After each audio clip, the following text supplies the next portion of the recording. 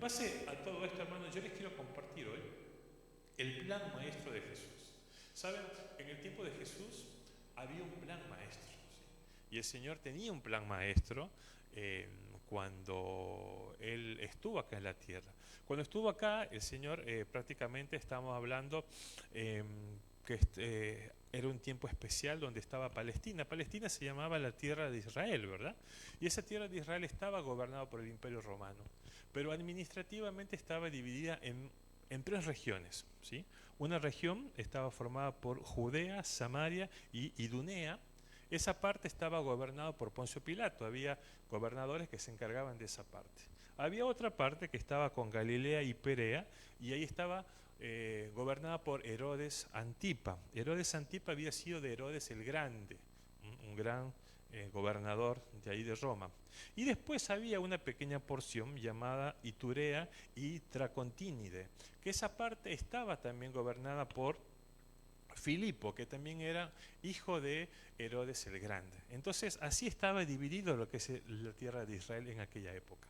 Pero había un, eh, un congreso o había un grupo de personas que eran judías, que se encargaba, que el Imperio Romano le había permitido que se encargue del poder político, del poder religioso, del poder cultural del pueblo judío. Y eso se llamaba el famoso Sanedrín. El famoso Sanedrín que muchas veces escuchamos, era un grupo prácticamente, como un congreso, podemos llamarlo de tipo judío, donde ahí se tomaban las leyes, las decisiones para que el pueblo judío pueda tomar las decisiones. Lo único que ellos no podían decidir era la vida de las personas. La pena de muerte solamente la podía hacer el Imperio Romano, bajo la autoridad del Imperio Romano. Ellos no podían. Y esto estaba formado por muchos miembros, principalmente 71 miembros. Y dentro de esos miembros habían grupos políticos religiosos, ¿sí? Unos eran prácticamente los fariseos. Los fariseos eran los religiosos aristocráticos. Eran aquellas personas que tenían un buen pasar y por lo tanto eran los oportunistas, ¿verdad? Conocían la palabra de Dios mientras estaban esperando el Mesías, pero ellos vivían bien, decían que eran personas aristocráticas, hijos muchas veces de gobernadores y tenían muy buenos recursos. Era un grupo importante. Después estaban los seduceos, que no eran personas tan aristocráticas, ¿sí? Los fariseos eran más religiosos, muy legalistas, muy costumbristas, muy a las leyes que se tenían que cumplir tal como estaba. Los saduceos no eran tan legalistas, no pertenecían de una clase tan aristocrática, pero también eran personas oportunistas, que estaban esperando ahí ese momento y eran los que gobernaban el Sanedrín principalmente. Había un grupo pequeño llamado los celotes, que es más que el Señor, dentro de los 12 discípulos, elige a uno de los celotes. Los celotes eran un grupo más pequeño, pero más radical. Ellos estaban en contra del Imperio Romano y querían implementar lo que es la ley de Israel, pero a través de la fuerza. ¿Sí? Era un grupo radical, ellos utilizaban la violencia para poder hacerlo. Y después había un grupo pequeño llamado los esenios, que no se describe mucho de ellos, pero eran personas seguidores de Juan el Bautista. Ellos también estaban en contra del pueblo romano, del Imperio Romano, pero ellos usaban otros medios, no usaban la violencia, sino ellos iban al monte a orar. Ellos decían, acá tenemos que estar de oración, tenemos que estar de ayuno, tenemos que tener ese tiempo, y a pesar, así era su forma como ellos podían alcanzar, podían destruir el Imperio Romano. Entonces así estaba el Sanedrín. Pero bajo ese contexto el Señor Jesús viene. Entonces cuando el Señor Jesús está acá en la tierra, uno de los evangelistas que representa muy bien es Mateo. Mateo describe muy bien prácticamente lo que el Señor Jesús dice, prácticamente cuál es su plan.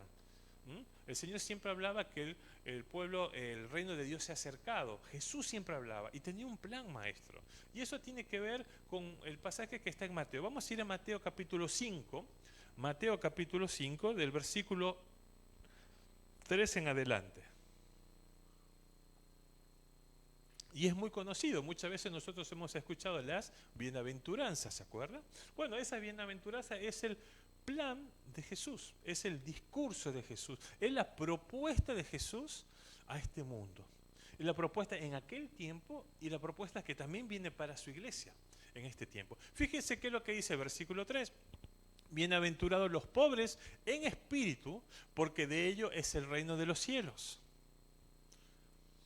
Bienaventurados los que lloran, porque ellos recibirán consolación. Bienaventurados los mansos, porque ellos recibirán la tierra por heredad. Bienaventurados los que tienen hambre y sed de justicia, porque ellos serán saciados. Bienaventurados los misericordiosos, porque ellos alcanzarán misericordia. Bienaventurados los de limpio corazón, porque ellos verán a Dios.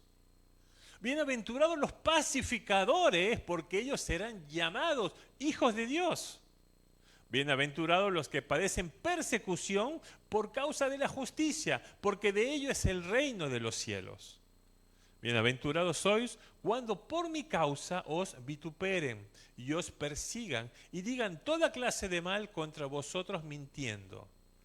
Gozaos y alegraos, porque vuestro galardón es grande en los cielos, porque así persiguieron a los profetas que fueron antes de vosotros. Hasta ahí nomás, vamos a ir otra vez al versículo 3. Y el Señor Jesús dice, y bienaventurados los pobres en espíritu. Miren, qué interesante, hermano. El Señor nos está hablando de aquellas personas que son sencillas, de aquellas personas que no es que se muestran como una superioridad sobre las demás personas, aquellas personas que son sencillas, aquellas personas que son tan dispuestas, ¿verdad?, de poder hacer cualquier cosa. Hablaba con Mario, con este médico, y él me decía, me contaba de una de las iglesias que él estaba yendo, que había crecido mucho, a tal punto que ahora, para poder llegar al pastor, tenían que pasar por 6 secretarios. Y a veces estaba como 2 meses y nunca podía hablar con el pastor. Porque primero tenía que pasar cita por un secretario, cita con otro secretario, cita con otro secretario. Pero fíjense, el Señor nos llama que debemos de ser sencillos. ¿Ah? Los pobres en espíritu son personas sencillas, son personas que están dispuestas ahí siempre, para poder recibir también, recibir de lo que Dios quiere hablar. Porque muchas veces, capaz el orgullo, capaz los años, el conocimiento teológico también, porque a veces uno puede ser un teólogo, conocer mucho la palabra de Dios, pero no es solamente conocer. Dios no habla de ser una persona integral, cuerpo, alma y espíritu. Usted puede tener mucho conocimiento, pero ¿cómo está su corazón? ¿Cómo está usted espiritualmente? Y eso es algo que se complementa. Entonces, los sencillos, nos dice el Señor, ellos van a heredar el reino de los cielos. Nosotros, para ser parte del plan de Dios, el plan maestro de Dios, Él nos dice, tenemos que ser sencillos. Tenemos que ser personas dispuestas a recibir lo que el Señor quiere hacer en nuestras vidas. Pero, ¿qué más dice Mateo? Vamos al versículo 4. Dice, bienaventurados los que lloran, ¿verdad? Los que lloran, porque ellos van a recibir consolación. Ser sensible también a lo que Dios hace en nuestra vida. Muchas veces pasamos situaciones dolorosas. Y a veces decimos, no, yo no voy a llorar, eso es para los cobardes, yo no tengo por qué. No, el Señor nos dice muy claramente, bienaventurados los que lloran, porque el llorar no es signo de debilidad, no es signo de que usted es una persona débil, no es signo de que usted es una persona que prácticamente, bueno, no tiene capacidad, no domina sus emociones, no, es parte también de nuestra vida y es bueno. ¿Por qué? Porque si usted llora, Dios va a consolar. Dios va a cuidar de usted también. Dios va a guardar su vida y es bueno porque podemos recibir ese descanso del Señor. Dice, bienaventurados los que lloran. Es parte del plan de Dios. Dios está buscando personas también que sean sensibles, que demuestren también cómo se siente, si no están bien. ¿Por qué? Porque ellos van a recibir consolación. Una mala noticia, una situación de enfermedad, una situación de muerte, muchas veces. Entonces, qué importante que nosotros podamos estar así. ¿Qué más dice el versículo 5? Bienaventurados los mansos, ¿verdad? Porque ellos recibirán la tierra por heredad.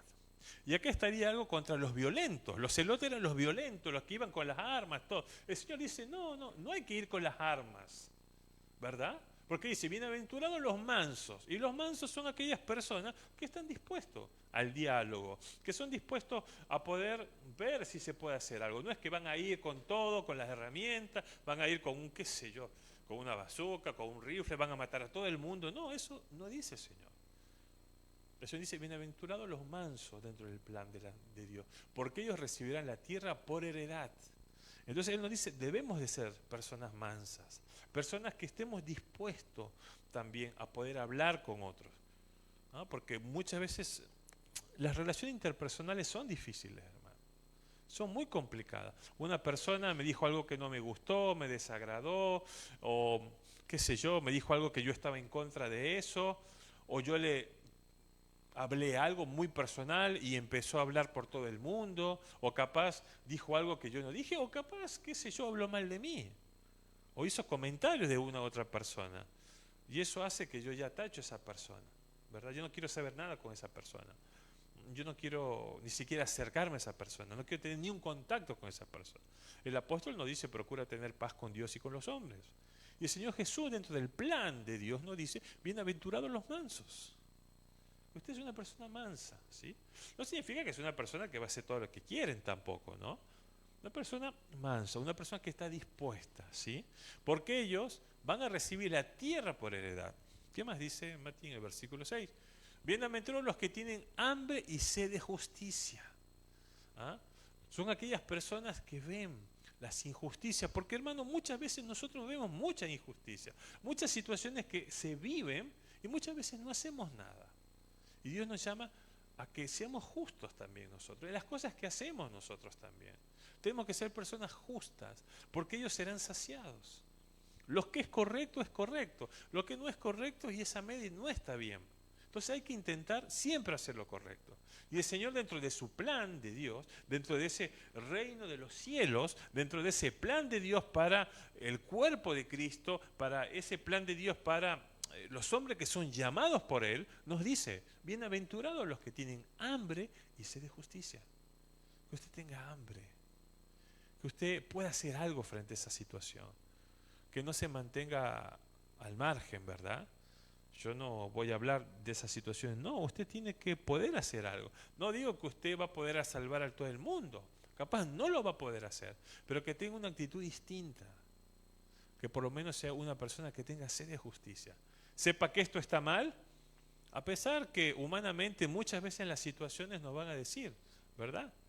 Capaz estamos ahí en una situación, ahí te puedo tomar como vos, David, o estás en un trabajo y te dice tu jefe, bueno, David, vos esto vos, fíjate como que no está esta mercadería, pero vos no digas nada. Entonces él sabe que eso está mal. No, no, eso no te preocupes, eso es un arreglo mío, pero es su jefe. Entonces, ¿qué hago?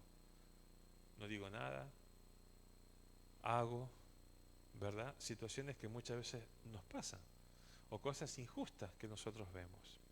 Pero sabemos que si somos personas que tenemos hambre y sed de justicia, ellos van a ser saciados. Dios siempre va a cuidar de nuestras vidas. Seguimos otro versículo. Bienaventurados los misericordiosos, ¿sí? Aquellas personas que siempre están viendo, ¿sí?, las situaciones de las otras personas, que capaz tienen su bienestar personal. Entonces, ¿por qué voy a tener misericordia hacia otra persona? ¿Por qué lo voy a hacer? Pero qué bueno que uno es misericordioso. Uno no es ajeno al otro. Mire, se lo cuento entre cosas. Ahí cuando estaba con este médico, él me decía, mire, me decía Sandro, yo estoy bien. Yo estaba en mi habitación, hotel tranquilo, y decía, Señor, dice, ¿por qué tengo que compartir con el hermano? ¿Por qué tengo que darle si yo estoy bien acá? Pero él me decía, Dios me dijo, es mi siervo, ayúdalo. Misericordia, hermano. Qué bueno que usted tenga misericordia, aún no conociendo a las personas. Eso es lo que Dios hace en nuestra vida. Dios dispone de su misericordia. No le digo de lástima, ay pobrecito, ay sí, no, porque la lástima es una situación en la cual usted dice, bueno, lo doy porque quiero ayudar. Misericordia cuando uno se anima, se pone en el lugar de la otra persona y quiere ayudar, ¿verdad? ¿Ah? Y muchas veces también mueve su comodidad de uno, pero lo hace por amor a Dios. Qué bueno que seamos misericordiosos. Esas son las personas que Dios nos llama. Ese es parte del pueblo de Dios. Ese es parte del plan maestro de Dios.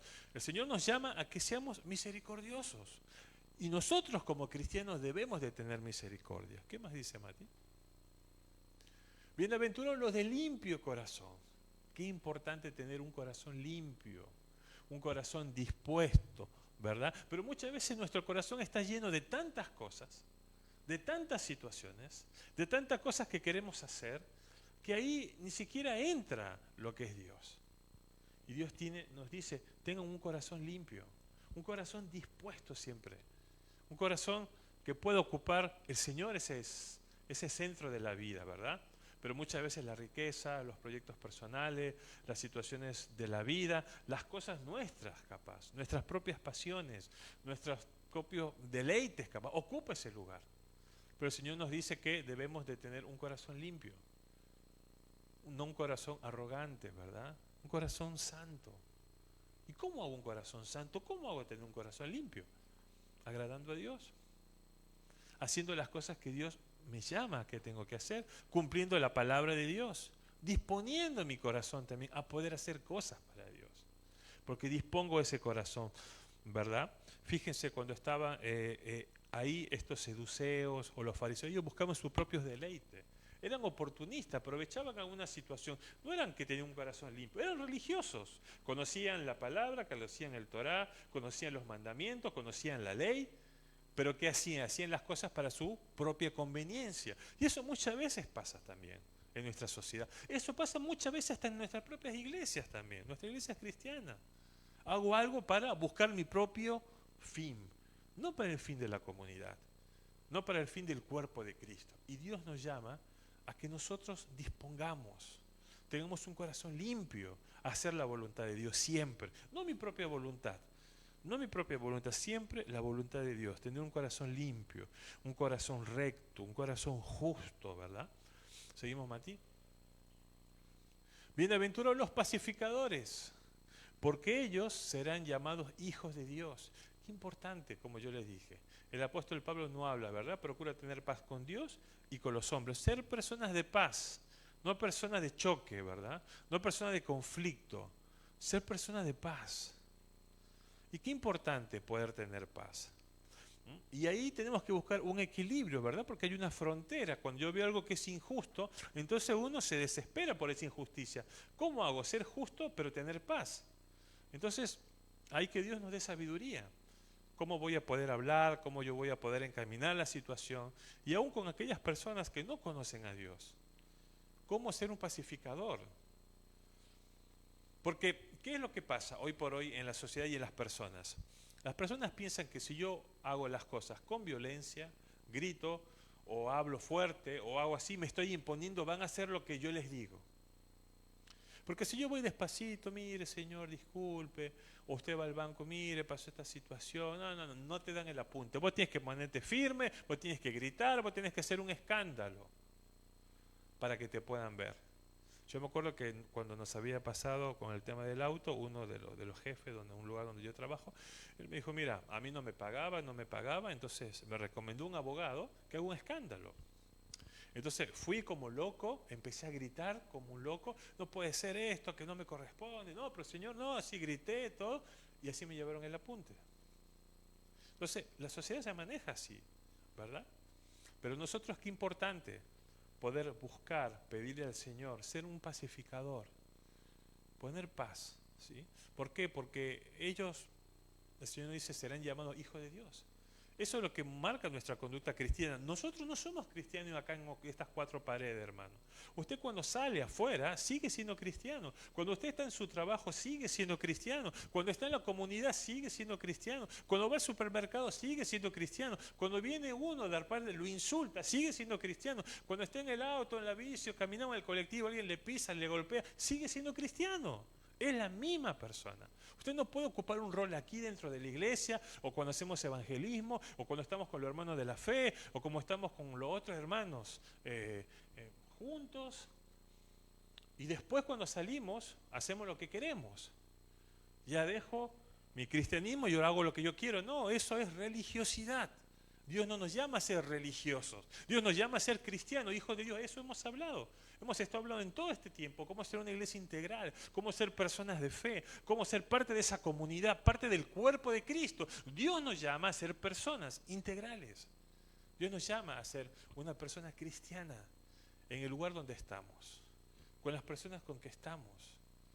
En el trabajo, con nuestra propia familia muchas veces, con nuestros propios vecinos también. El testimonio, es verdad, no somos perfectos, Dios es perfecto. No le digo que usted no va a cometer errores, no digo que usted capaz va a hacer cosas que, bueno, no tendría que hacer.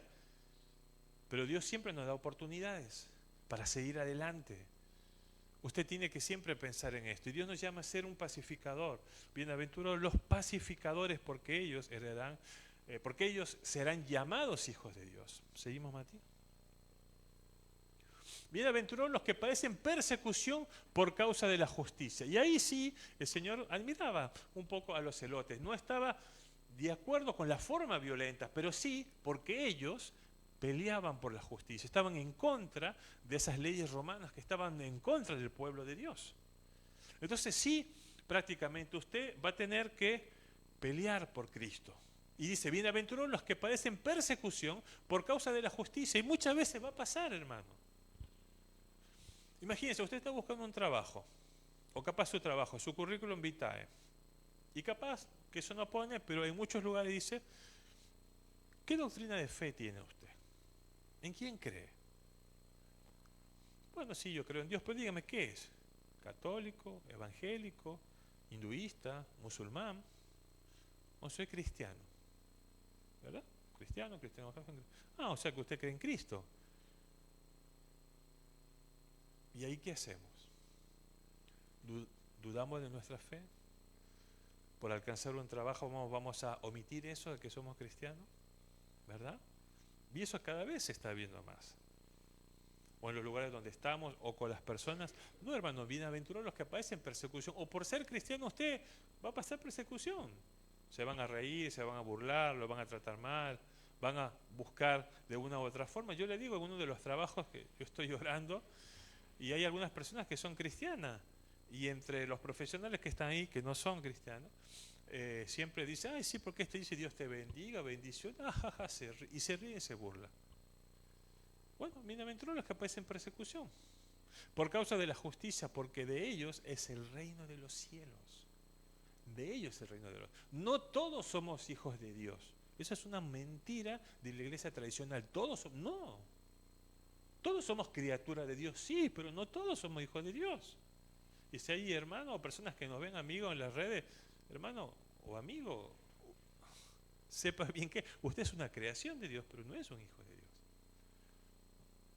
Bienaventurados los que padecen persecución por causa de la justicia, porque de ello es el reino de los cielos. Estuvimos hablando hace unos domingos también del plan original de Dios, que Jesús restaura el plan original de Génesis capítulo 1, pero después Génesis capítulo 3, con el hombre cuando cae, y consecuencias de la caída viene la religión. Pero sabemos que con Jesucristo restaura nuevamente el plan de Dios de Génesis capítulo 1. Entonces, bienaventurados los que padecen persecución, el plan maestro de Dios, por causa de la justicia, porque de ellos es el reino de los cielos. Seguimos. Y dice, bienaventurados sois cuando por mi causa os vituperen, y os persigan, o se burlen, y digan toda clase de mal contra vosotros mintiendo. Alégrense. Si se burlan, alégrense. Si usted está incómodo, no le dicen nada, bueno, piense, pero si se burlan, si lo tratan mal, porque saben que usted es un cristiano, porque saben que usted es una persona de fe, alégrense. Nosotros sabemos cómo murieron los apóstoles. Y todos murieron de una manera bastante complicada. Pero tienen que alegrarse porque el Señor nos dice que por mi causa os vituperen o os persigan y digan toda clase de mal contra vosotros. Bienaventurados son. Ahora, ¿por qué dice el Señor todo esto? Seguimos. Gozaos y alegraos, porque vuestro galardón es grande en los cielos. Gozaos y alegraos. Nos dice el Señor, gócense y alégrense porque vuestro galardón es grande en los cielos, porque así persiguieron a los profetas que fueron antes de vosotros. Así nos dice el Señor. Ustedes tienen que alegrarse. Si los persiguen, si los insultan, si los tratan mal, es algo ilógico, porque para la mente humana, ¿cómo usted se va a alegrar si lo tratan mal? ¿Cómo usted se va a alegrar si lo insulta? Humanamente dice no. Pero usted tiene que saber que como parte del cuerpo de Cristo puede tener eso, y usted tiene que alegrarse. Usted es un pacificador, usted es una persona mansa, usted es una persona que Dios ha llamado. Y eso es muy importante, hermano. Entonces el Señor dice, gozaos y alegraos porque vuestro galardón es grande en los cielos, porque así persiguieron a los profetas que fueron antes de vosotros. Parte del plan de Dios. Usted tiene que ser una persona mansa, usted tiene que ser una persona misericordiosa, usted tiene que ser una persona justa, usted tiene que ser una persona de un limpio corazón, usted tiene que ser una persona sencilla, pobre en espíritu, usted tiene que ser una persona que persiga directamente lo que Dios llama en nuestra vida, que se juegue por Cristo. Usted tiene que ser una persona valiente en el nombre del Señor. Y si los persiguen, y si se burlan, y si lo señalan, gócense, porque es parte del pueblo de Dios. Es parte del pueblo de Dios. Dios nos llamó a eso. Miren qué es lo que dice el versículo 13. Y acá el Señor nos habla dos elementos que vamos a ver. No habla en el versículo 13, dice vosotros. O sea, ¿quiénes? Todas estas personas. O sea, todo lo que habla en los versículos anteriores. Los mansos, los humildes, los justos, los de limpio corazón, los que se juegan por Cristo, los que son vituperiados, los que son pobres en espíritu. Todas estas personas, parte del pueblo de Dios, todo ello son parte del pueblo de Cristo. Dice, vosotros sois, ¿a quién? A todos no, a estas personas, sois la sal de la tierra. Hermanos, el Señor nos llama a que nosotros seamos la sal de la tierra. Y saben, la sal es algo que se impregna. Nosotros tenemos que impregnarnos en la sociedad. Usted no tiene que pasar desapercibido, usted tiene que impregnarse en la sociedad. ¿Por qué? Pero si la sal se desvaneciere, ¿con qué será salado? Entonces, usted tiene que impregnarse. El Señor Jesús le está diciendo, ustedes son la sal de la... Imprégnese en la tierra. Imprégnese en los lugares donde ustedes están. Imprégnese. Todo esto que el Señor nos enseña, ¿verdad? El amor, la humildad, la mansedumbre. Todo esto el Señor nos dice, ustedes son. Entonces, es bueno que nos impregnemos. Es bueno que usted esté trabajando, es bueno que usted cuando va al supermercado, cuando va a un banco, cuando está con los compañeros, cuando está con la familia, cuando va con un vecino, imprégnese. Nuestro hermano Elvio está trabajando con los Gediones, ellos están llevando los tratados, ¿verdad? Pues están impregnando, están hablando en la sociedad. Fueron a los colegios, fueron a los hospitales, ¿verdad? Están impregnando, están llevando la palabra de Dios. Nosotros tenemos que impregnar lo que Dios nos llama. Ahora, pero si la sal se desvaneciere, si usted no impregna esta sociedad, si usted no hace nada, si usted no comenta nada, si no habla del amor de Dios, si se mantiene al margen, ¿con qué será salada? Nos dice el Señor. No sirve más para nada, sino para ser echada afuera y hollada por los hombres. Entonces, usted tiene que darle gusto a las personas que no conocen a Dios. Porque, hermano, las personas están apartadas de Dios. ¿Hay necesidad de Dios? Claro que sí. Pero nosotros siempre hemos hablado, ¿cuáles son los enemigos que tienen las personas? ¿Verdad? No, yo no tengo enemigos, sí. Tiene un enemigo que es el príncipe de este mundo, que es Satanás. El diablo existe y es real. Y hay huestes espirituales, y hay potestades, y hay príncipes de las tinieblas, y eso nos dice el Señor en su palabra, y nos dice el apóstol Pablo, por un lado. Por otro lado está este mundo humanista, que lo único que busca es el placer, el hedonismo, hacer lo que a vos te parezca. Si yo hago esto y yo me corto las venas, y eso me hace sentir bien, está bien. Si yo estoy así, pero yo me percibo que soy mujer y que tengo que tener otras mujeres, como yo me percibo, está bien lo que voy a hacer. Nadie tiene que juzgarte, nadie tiene que criticar. En ese mundo estamos. Mundo con un pluralismo religioso. Nos dice, si esto te permite acercar a Dios, y no importa lo que hagas, está bien. O sea, yo puedo tener 2 mujeres, 3 maridos, pero yo luego me acerco a Dios, está bien. Yo puedo matar a uno, pegar a otro, pero me acerco a Dios, está bien. Es el pluralismo religioso. Y no es así. Eso es una mentira. Solamente hay un camino para acercarse a Dios. No hay caminos, hay un camino. Jesús dice, yo soy la vida. Él da la vida por los amigos, ¿verdad? Ahora, puedo vivir en otras costumbres, puedo vivir en otras culturas, con otras situaciones que yo he crecido. Pero el único mediador entre Dios y los hombres es Jesucristo. No lo digo yo, lo dice la palabra de Dios. Entonces, Qué importante poder. Pero vivimos en un mundo así, pluralista, hedonista, posmoderno, que no ofrece todo eso. Y hoy cada vez es más. Y después tenemos que lidiar con nuestra propia carne, con el pecado que nos asedia, con nuestras luchas personales, con las situaciones, ¿verdad?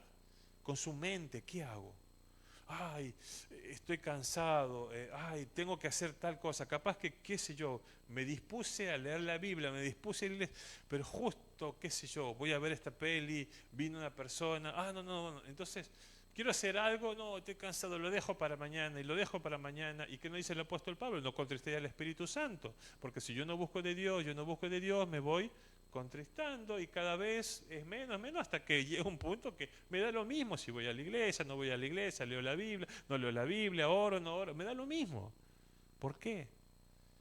Porque mi relación con Dios se fue disminuyendo. Ya no tengo relación con Dios. La paga de pecado es muerte. Hay pecado en mi vida. ¿Sí?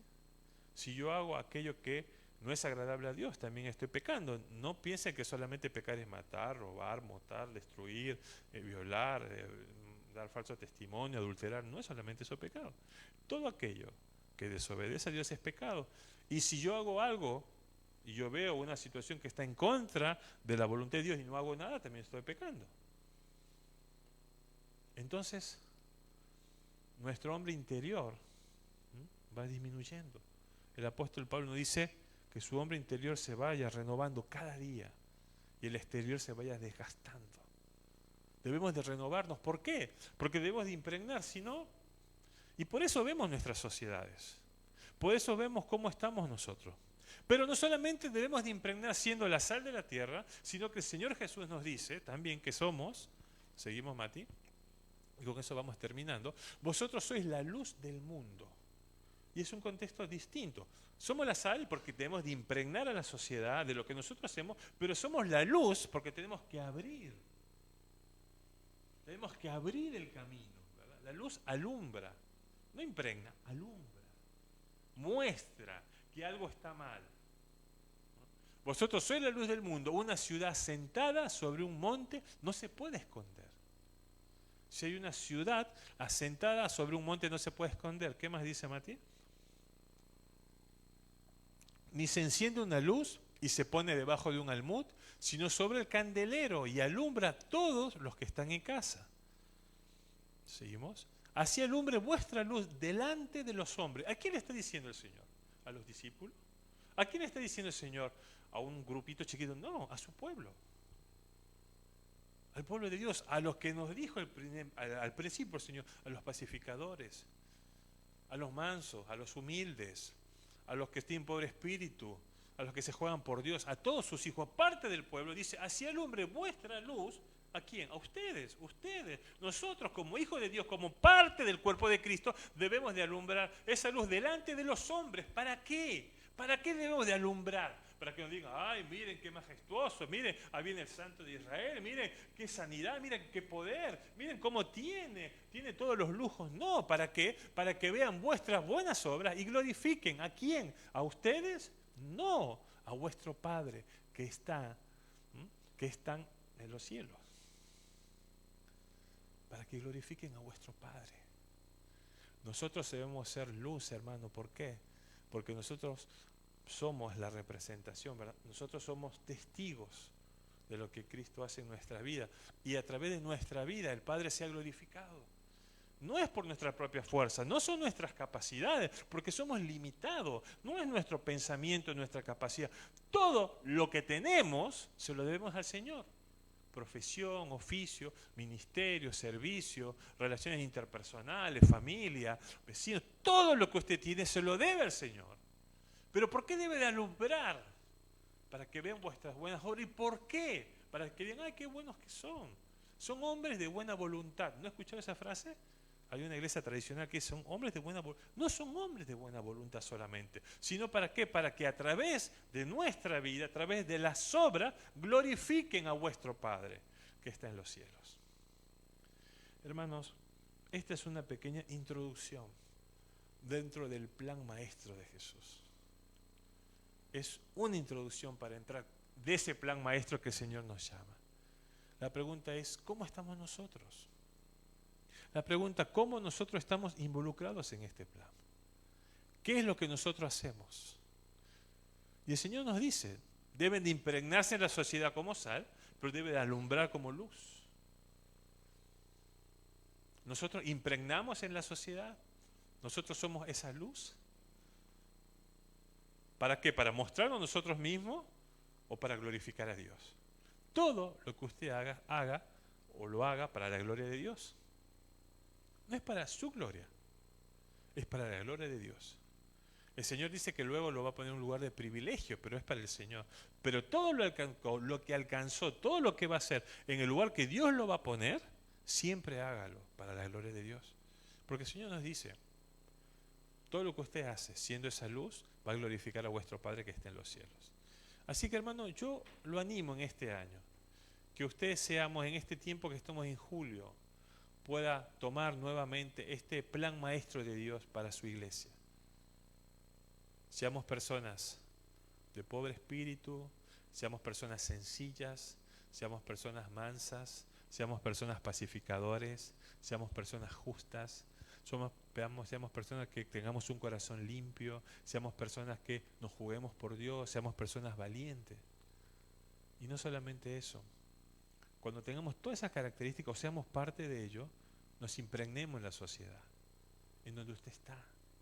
Debe de impregnarse, no debe pasar desapercibido. No para mostrarse usted, sino porque también tiene que ser la luz. La sal para impregnar y la luz para abrir el camino. Porque hay personas que están cegadas, hermanos. Y el príncipe de este mundo hace eso, ciega el entendimiento, para que las personas no se den cuenta de los errores. O capaz lo hacemos a medias, conocen algo de la palabra de Dios, pero no quieren entregar su corazón totalmente a Dios, ¿verdad? Porque es una libertad. El Señor nos dio esa libertad de poder elegir entre el bien y el mal. Usted elige. Si está bien o está mal, usted elige. Pero hay personas que deciden ser su propio Dios. ¿Para qué? Para ellos mismos elegir qué está bien y qué está mal. Porque si tiene un Dios, usted sabe que hay cosas que está bien y hay cosas que están mal. Usted tiene límites. Pero si usted es su propio Dios, usted decide qué está bien y qué está mal. Entonces le da rienda suelta a lo que usted quiere hacer, ¿verdad? Y ahí vino la caída. Y ahí vino cuando Satanás, a través del pecado, entró por la desobediencia. El hombre quiso ser Dios, ¿verdad? Quiso decidir, ya sea por indiferencia o porque la serpiente fue astuta, ¿verdad? Porque muchas veces nosotros somos seducidos, somos engañados. Y a veces eso es algo instantáneo. No es que va, a pesar que el Señor también nos dice que el pecado va consumado, primero por la vista, por las cosas por su mente, pero muchas veces usted menos se da cuenta, está en una situación y que puede hacer cosas que están muy mal. Y si usted no está bien delante de Dios, no está afianzado en la roca firme, en el fundamento que es Cristo, ¿se acuerda? Antes hablamos la diferencia entre el fundamento Cristo, Petra, y Pedro, que es Petros, ¿verdad? Petra es esa piedra de fundamento de Cristo. Si usted no está fundamentado en lo que es en Cristo, usted puede caer. Somos hombres sujetos a pasiones, no hombres como persona masculina, sino hombres como persona natural. Somos hombres sujetos a pasiones. Pero usted tiene que permanecer, como el Señor nos habla, a través de ese plan maestro, para hacer esa sal y esa luz de la tierra.